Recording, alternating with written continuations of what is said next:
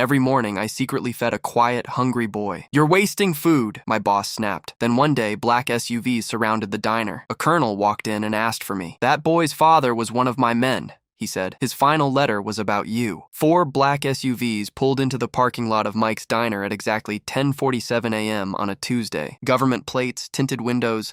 They parked in perfect formation like a presidential motorcade, visiting some nowhere town on Route 9 in upstate New York. I was wiping down the counter when they arrived. Sarah, my waitress, dropped the coffee pot. It shattered on the tile floor. Nobody moved to clean it up. The diner went silent, dead silent. 12 customers frozen mid-bite, mid-con conversation, mid-everything. A man in full military dress uniform stepped out of the lead vehicle, stars on his shoulders catching the morning light, rows of medals across his chest. 2 officers in identical uniforms flanked him as he walked toward the entrance. Old man Patterson's fork clattered onto his plate. The door opened. The bell chimed. The colonel, because that's what those stars meant, removed his cap and scanned the room. "I'm looking for Michael Torres," he said. His voice filled every corner of the diner. My hands were shaking. I stepped forward. "That's me. I'm Colonel David Reeves, United States Army Special Forces." He stood at attention. "I'm here about a boy named Danny Morrison." My heart stopped. "Is he okay?" The colonel's jaw tightened. "He's safe now with his grandmother in Syracuse, but I need to speak with you about what you did for him. I'm Mike Torres, 58 years old. I've owned Mike's Diner for the past 40 years. Inherited it from my father when I was 18 and he had his first heart attack. It's not much. 12 booths, 8 counter stools, breakfast and lunch only. We close at 3 p.m. because I'm too tired to stay open for dinner. The diner sits on Route 9 between Poughkeepsie and Albany, small town called Rhinebeck, population 2,800. Everyone knows everyone,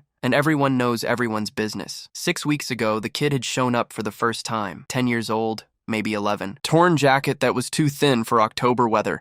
Jeans with holes in the knees that weren't the fashionable kind. Sneakers held together with duct tape, but it was his eyes that got me. Empty, hollow, the kind of eyes that had seen too much. He'd slid into the corner booth, the one by the window with the view of the parking lot. Sat there for maybe 5 minutes before Sarah noticed him. "Can I get you something, hun?" she'd asked. "Just water, please." His voice had been so quiet I'd barely heard it from behind the counter. Sarah had brought him a glass. He'd wrapped both hands around it like it was precious, like it was all he had. I'd watched him nurse that water for an hour. He never ordered food, never asked for a menu, just sat there staring out the window, making that single glass last as long as possible. When he finally left, I'd found myself thinking about him all day, about those empty eyes, about the way his hands had shaken slightly when he'd lifted the water glass. He came back the next day, same booth, same torn jacket, same glass of water. "Just water again?" I'd asked. Walking over to him, he'd nodded, wouldn't meet my eyes. I'd gone back to the kitchen, made a short stack of pancakes, butter, and syrup on the side, brought it out to him. "Kitchen mistake," I'd said, setting the plate down. "Going to have to toss it otherwise. You mind?" His hand had shaken, reaching for the fork. He'd looked at me like I was offering him gold instead of $3 worth of pancakes. Then he'd eaten fast, like the food might vanish if he slowed down, like someone might take it away. When he finished, he'd wiped his mouth with a napkin, whispered,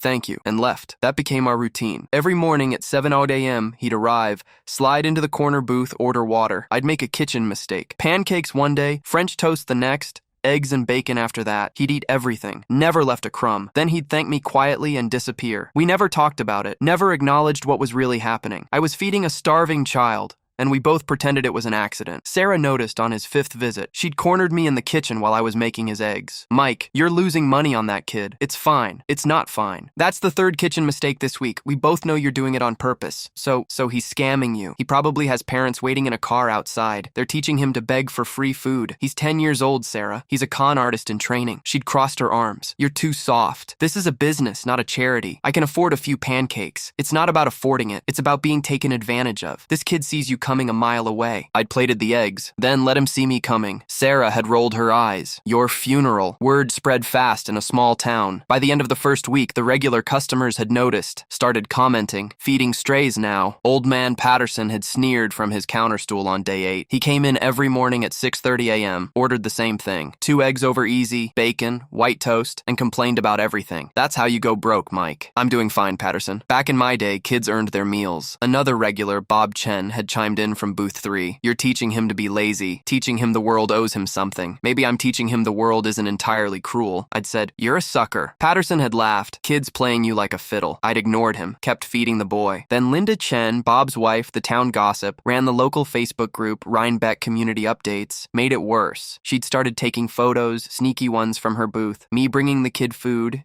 him eating. Her angles made it look staged, calculated, like proof of some scam. She'd posted them with a caption, "Local diner owner falls for obvious con." How long before this generous man asks the community to help pay for his kindness? Some people are too naive to run a business. The comments had been vicious, pathetic. The kids probably laughing at him behind his back. Some people are too stupid to see when they're being used. This is what happens when bleeding hearts run businesses. They go bankrupt and then blame everyone else. The post had gotten 147 likes, 43 comments, all negative, all mocking. Sarah had shown it to me during the lunch rush, 2 weeks into the routine. "Mike, you need to see this. Everyone's talking about you." I'd glanced at her phone, read a few comments, handed it back. "I don't care what people think." "Well, I do." Her voice had risen. "I work here too, and frankly, it's humiliating watching you get played every single day. Customers are laughing at you at us. They think we're idiots. Let them think what they want. It's affecting business. People are coming in just to watch the show, just to see if the sucker's still feeding the con artist kid. Then they're buying coffee and food while they watch. Sounds like good business to me. You're not taking this seriously. I'm taking it exactly as seriously as it deserves." She'd thrown her hands up. "Fine. Ruin your reputation. See if I care." But the comments got to her. Got to all the staff. My cook, Jimmy, 62 years old, worked for my dad before he worked for me, pulled me aside during prep one morning. "Mike, people are talking, saying you're soft in the head,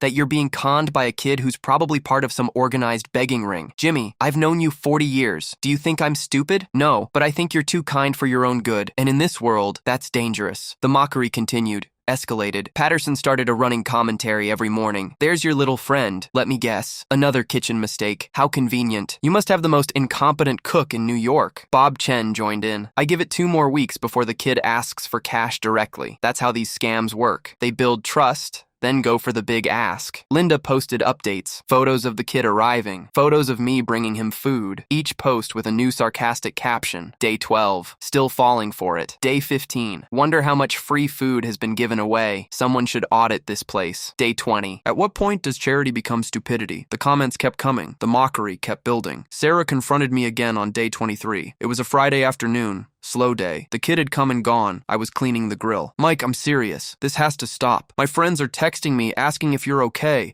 if you're having some kind of breakdown. If maybe the diner's struggling and you're trying to create sympathy, the diner's fine. Then why are you doing this? Why are you letting this kid take advantage of you?" I'd set down my spatula, looked at her directly. "Sarah, when's the last time you went hungry?" "What? Hungry? Not, I skipped lunch. Hungry? Real hungry? The kind where your stomach hurts and you can't think straight and you'd do anything for food." "I don't. I have. When I was 12, after my mom died and my dad was drinking away the insurance money, I went 3 days without eating. A waitress at a diner in Albany, place called Rose's. It's gone now. She snuck me food, told me the same lie I'm telling that kid. Kitchen mistakes, wrong orders, whatever she could make up. A waitress at a diner in Albany, place called Rose's. It's gone now. She snuck me food, told me the same lie I'm telling that kid. Kitchen mistakes, wrong orders, whatever she could make up." Sarah had gone quiet. "She saved me," I continued. "And when I asked her why she was helping me, you know what she said? She said, because somebody helped me once and I'm just passing it forward. So that's what I'm doing. Passing it forward, but how do you know he actually needs it? How do you know this is real? I know hunger when I see it. 40 years in this business. I know she'd left without responding, but she'd stopped complaining after that. The boy kept coming. I kept feeding him. The mockery kept building. Then on a Tuesday, day 32 of our routine, he didn't show up. I'd waited, watched the clock. 7 a.m. came and went. Then 7:15, then 7:30. No kid. "Looks like your little friend finally found a better mark," Patterson had said with a smug grin. I'd said nothing, just wiped down counters and worried. Wednesday, he didn't show. Thursday, he didn't show. By Friday, Patterson was practically gleeful. "See? Told you. Used you up and moved on. Hope you learned your lesson, Mike. Suckers get suckered. Maybe he's sick,"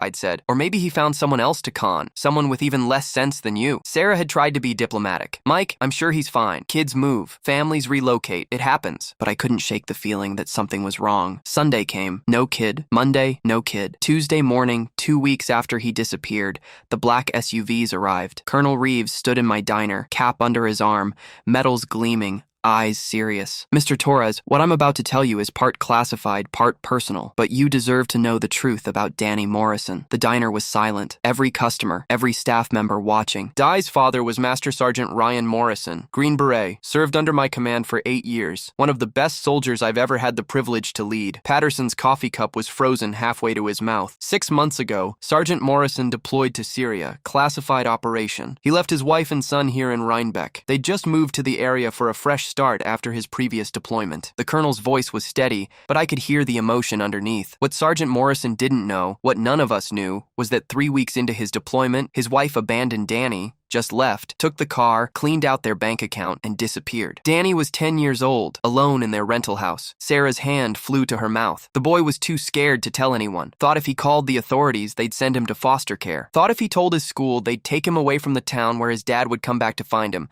so he survived on his own. The colonel pulled out a manila envelope. Sergeant Morrison left Danny an emergency fund, $400 in cash hidden in a coffee can. Danny used that money to pay the electric bill, the water bill, to buy peanut butter and bread from the dollar store. And when the money ran out, he went hungry. I felt sick until he found your diner, the colonel continued. For 6 weeks, the only real meal Danny ate each day was the one you gave him, the kitchen mistakes you pretended to make, the food you claimed you'd have to throw away. 6 weeks? I whispered. He was alone for 6 weeks. He was alone for 12 weeks total. 6 weeks before he found you. 6 weeks after the colonel's jaw clenched. 5 weeks ago, Sergeant Morrison was killed in action. Hostile fire during an operation. He died instantly. The room was spinning. We didn't know about Danny's situation. Didn't know his mother had abandoned him. The army tried to notify her. Couldn't locate her. Started tracing relatives. It took us 3 weeks to find Danny's grandmother in Syracuse. When we located Danny himself, he was alone in that house with no food, no heat, and no idea his father was dead. Oh God, Sarah whispered. Child Protective Services took Danny into emergency custody 2 weeks ago. That's why he stopped coming here. His grandmother, Mrs. Patricia Morrison, Danny's paternal grandmother, has full custody now. He's safe. He's being fed. He's in therapy. The colonel reached into the envelope, pulled out a letter. The paper was worn, folded, and unfolded many times. Before Sergeant Morrison died, he wrote letters. One to his son, one to his mother, and one to someone he'd never met, but who meant more to him than he could express. The colonel looked at me. He wrote one to you. To me, he didn't know your name. Danny had told him about the diner in their phone calls, about the nice man who fed him breakfast. Sergeant Morrison wrote this letter in case he didn't make it back. He asked me personally to deliver it if anything happened to him. Colonel Reeves unfolded the letter, began to read. To the man at the diner, I don't know your name. My son calls you the nice man who gives him breakfast. He tells me you make kitchen mistakes and you'd have to throw the food away if he didn't eat it. Sir, I'm not an idiot. I know what you're really doing, and I want you to know that you're saving my son's life while I'm trying to save other people's lives half a world away. I don't know why Danny's alone. He won't tell me the full story. Just says mom's gone and he's figuring it out. I'm trying to get emergency leave, trying to get home, but the paperwork takes time and I'm in the middle of an operation. So, until I can get there, you're the one keeping my son alive. You're the one making sure he doesn't starve. You're the one letting him keep his dignity by pretending it's charity instead of need. I can never repay you for that. But if something happens to me, if I don't make it home, please know that a soldier fighting for his country died knowing his son wasn't alone. Died knowing there are still good people in the world. Thank you for feeding my boy. Thank you for not asking why. Thank you for being the kind of man I'm fighting to protect. If I don't make it back, please keep an eye on Danny. Even if he stops coming, even if he's placed with family, please remember him. Please tell him his dad loved him more than life itself. Respectfully, Master Sergeant Ryan Morrison, U.S. Army Special Forces. The colonel's voice had cracked halfway through. He folded the letter carefully. That letter was read at Sergeant Morrison's memorial service. 200 soldiers, his entire unit. When we finally located Danny and learned about you, about what you'd done, every man in that unit wanted to come here personally to thank you. He stood at attention, saluted. Every officer behind him did the same, sharp, precise,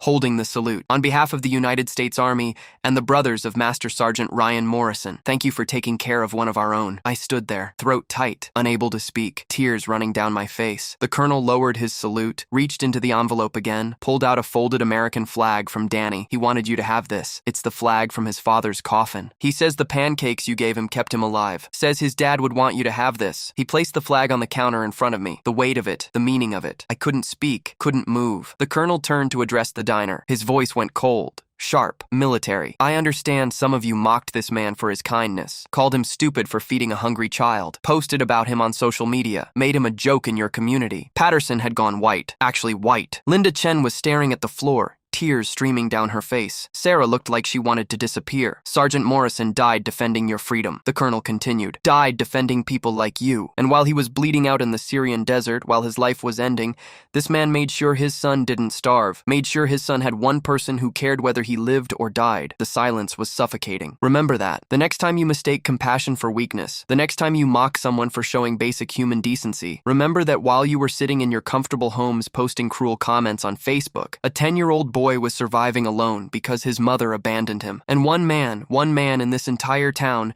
gave enough of a damn to feed him. Bob Chen had tears running down his face. Patterson was staring at his coffee cup like it held the answers to his shame. The colonel looked at me one more time. Sergeant Morrison's grandmother asks if you'd come visit Danny. He talks about you. Says he misses your pancakes. Says he wants to thank you properly. Of course, I managed. Of course, I'll visit. She's written her phone number on the envelope. Call whenever you're ready. He extended his hand. I shook it. You're a good man, Mr. Torres. The kind of man we fight for. The kind of man who reminds us why we serve. He saluted again. Then he and his officers walked out. The door closed. The bell chimed. The SUVs pulled away. The diner stayed silent for maybe 30 seconds. Then Patterson stood up, walked over to me, pulled out his wallet. I'm sorry, he said quietly. I'm so sorry. I was wrong about everything. He put $200 on the counter. For the kid, for his meals, I'll pay for every breakfast he ate and then some. Oh, sorry. I was wrong about everything. He put $200 on the counter. For the kid, for his meals, I'll pay for every breakfast he ate and then some. Bob Chen came over next. I'll match that, and I'm sorry too. We should have helped instead of mocking. Linda Chen was sobbing openly. I'm deleting those posts, all of them. And Mike, God, Mike, I'm so sorry. Sarah was crying too. I should have supported you, should have helped you. Instead, I made you feel bad for doing the right thing. It's okay, I said. It's not okay. You're a better person than any of us deserve. Over the next hour, every customer in the diner apologized. Most left money, some left a lot of money. By the end of the day, there was over $3,000 in cash on my counter. For Danny, they said, for his future, for his college fund, for anything he needs. I called Mrs. Patricia Morrison that night, explained who I was. Oh, Mike, she said, her voice breaking. Danny talks about you every day. Says you were his angel. Says you saved him when he thought no one cared. Can I visit? Please, please come. He's been asking. I drove to Syracuse that Saturday. Mrs. Morrison lived in a small house near the university. Neat, clean, comfortable. Danny answered the door. He looked different. Clean clothes, healthy color, but the same eyes. The same hollow look that was slowly filling with something that might become hope. Mr. Mike, he whispered. Hey, kid. He hugged me tight, desperate, like I was the only solid thing in a world that had betrayed him. I'm sorry I stopped coming, he said. They took me away. I wanted to say goodbye, but they wouldn't let me. It's okay. I understand. Did you get the flag? I wanted you to have it. Dad would want you to have it. I got it. It's in a place of honor at the diner. We sat in Mrs. Morrison's living room. She brought us lemonade and cookies. Danny told me about his dad, about how much he missed him, about how scared he'd been when his mom left. She just left one day, he said. Didn't even say goodbye. Just took all the money and drove away. I thought she'd come back. I waited and waited. Then I ran out of money for food and I found your diner. Why didn't you tell anyone? A teacher, a neighbor. I was scared they'd send me away, send me somewhere Dad couldn't find me when he came home. I thought if I could just hold on until Dad got back, everything would be okay. But his dad hadn't come back, would never come back. Your dad was a hero, I said. And you're a hero too. You survived something that would have broken most adults. I survived because of you. The pancakes, the French toast, the eggs, that was the only food I got most days. Everything else was peanut butter or crackers. You should have told me. I would have done more. You did enough. You treated me like I mattered, like I was worth feeding even though I couldn't pay. That meant everything. I visited Danny every week after that, brought him food from the diner, sat with him and his grandmother, watched him slowly come back to life. The town changed too. Linda Chen shut down her Facebook group, started a new one called Rhinebeck Kindness Initiative, focused on helping people instead of tearing them down. Patterson started volunteering at the local food bank, told me one day. Seeing that colonel, hearing about what that kid went through, I realized I've been in for 73 years. Figured I should try something different. Bob Chen and his wife started a fund for military families. Danny's Fund, they called it, to help kids whose parents are deployed. Sarah organized fundraisers at the diner, all proceeds going to veterans organizations. The $3,000 from customers turned into $12,000, then $20,000. The town rallied, created a college fund for Danny. By the time he turned 11, there was $47,000 waiting for him. The diner became a different place, kinder, warmer. People started looking out for each other instead of judging each other. And every Saturday morning, Danny came in for breakfast. Mrs. Morrison drove him down. He'd sit in his corner booth, order pancakes, pay with money from his allowance. But I'd always make a kitchen mistake. Extra bacon, extra eggs, a milkshake.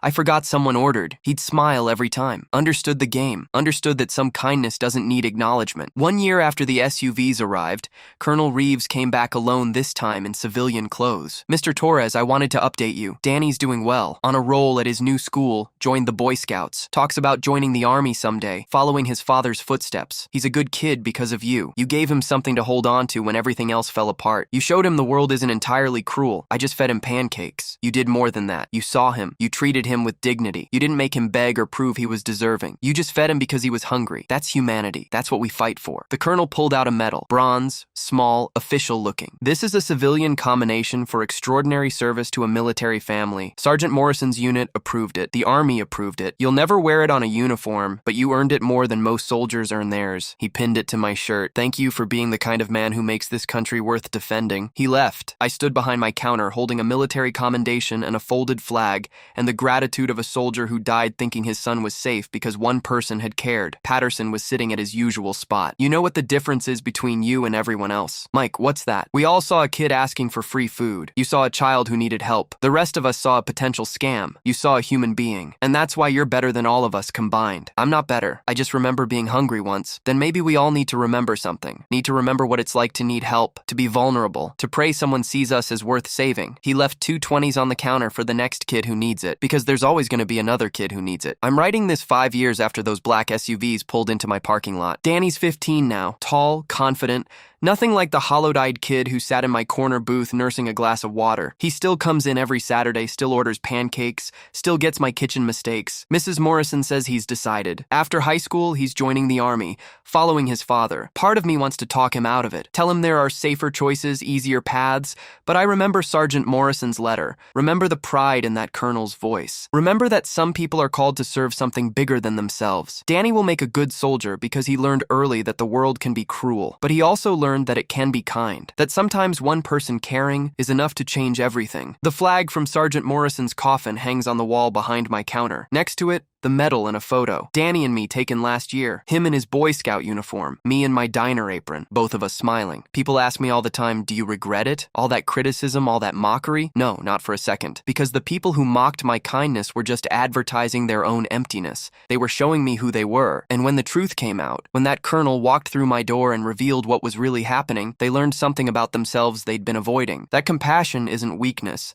That kindness isn't stupidity. That sometimes feeding a hungry child is the most important thing you can do with your day. The boy I fed for free paid me back in a currency they'll never understand. Not in money, not in fame, not in social media likes, in meaning, in purpose, in the knowledge that for 12 weeks, I was the difference between a child surviving and a child giving up. And when that child's father died fighting for our country, he died believing his son was safe, died believing there were still good people in the world. That's worth more than every cruel comment, every mocking post, every snide remark. Because at the end of the day, those people have to live with themselves, have to live with the fact that when a child needed help, they chose judgment over kindness. I get to live knowing I chose differently, and Danny gets to live, period. That's all that matters. The pancakes I gave him kept him alive. The flag he gave me reminds me why I'm alive, to pass it forward, to remember that waitress in Albany who fed a hungry 12-year-old boy to be for someone else what she was for me. Some people will mock that, call it weakness, call it stupidity. Let them. Their cruelty is their problem. My kindness is mine, and I'll keep making kitchen mistakes for every hungry kid who walks through my door, because that's what good people do. That's what Rosa taught me. That's what Sergeant Morrison died believing, that the world isn't entirely cruel, that compassion exists, that sometimes one person caring is enough to save a life. Danny's life, my life, maybe even yours. If you're reading this and you've ever seen someone who needed help and looked away because you were afraid of being taken advantage of, reconsider. Is enough to save a life. Danny's life, my life, maybe even yours. If you're reading this and you've ever seen someone who needed help and looked away because you were afraid of being taken advantage of, reconsider. Because somewhere right now, there's a kid sitting alone in an empty house trying to survive until their parent comes home. And maybe their parent isn't coming home. And maybe you're the only person who can make sure that kid survives anyway. Feed them.